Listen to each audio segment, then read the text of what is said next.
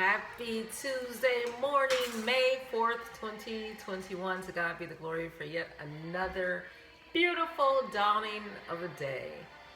I hope you got enough sleep, and if you work overnight, I hope you're en route to getting a good amount of rest. We are in the second to last chapter of 2 Samuel. Wow, that quick.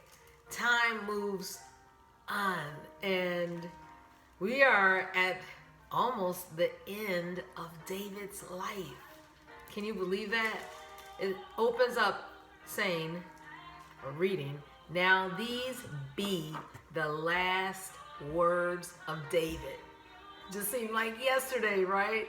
He was out in the field with his sheep, and he was ruddy. Remember, he was red from the sun, and the Lord told Samuel, he's the one. And we know that Samuel made that journey, and he was the least of these. He was the youngest. Jesse didn't even present him as one of his sons to possibly be the next leader. But it was David who was faithful, who had a vision. He might not have had a long-term vision as far as all that was to be in his life, but still he was faithful in what the Lord assigned him to do at that time. Tend to the sheep, continue to praise the Lord in his heart, and we saw how the Lord have elevated him. Well, in this chapter, it talks about if you ever want to be a leader. And I was joking with my friends yesterday, co-workers. I said, are you going to be the next CEO of the public schools? Because you know Dr. Janice Jackson, is not renewing her contract at the end of next month. So there's going to be a void of leadership. And we know that there's going to be a national search.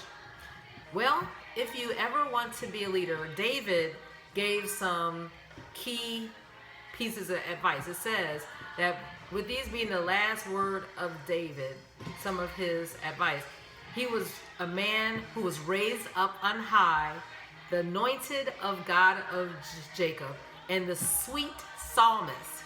So that's one thing. Have an outlet. Now, he was a songwriter. Have something that you can showcase the Lord's beauty in your life. Maybe you're a writer. Maybe you're a singer, a dancer, something. He was a sweet psalmist. Maybe you're a chef, a gardener, something to show the beauty of the Lord.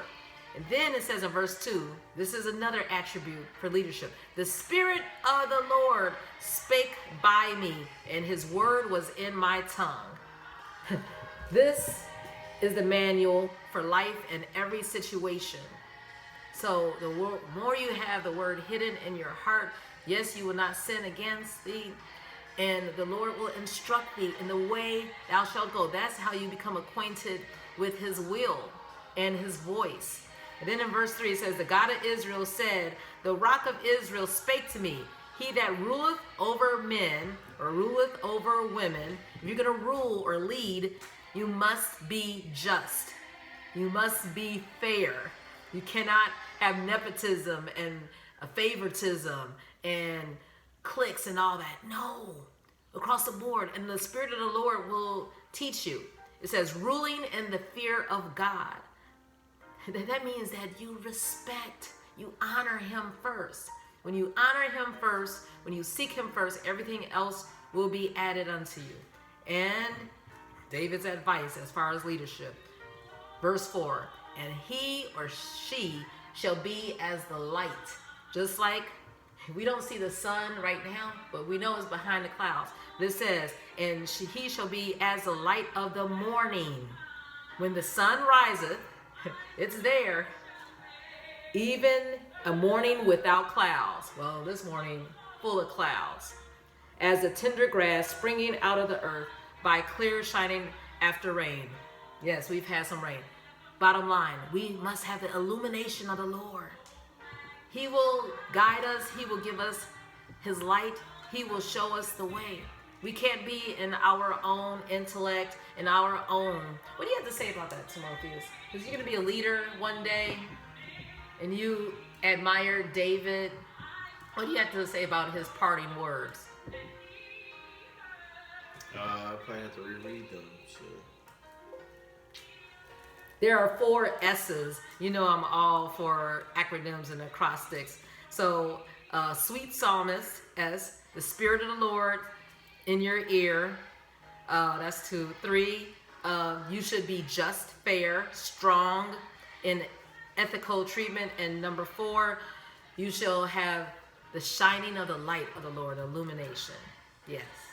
And because today is the 4th, we would have gone to Psalms 34. And in this song in the background is a song the Lord gave me a long time ago. Every day is a day, a great Thanksgiving holiday.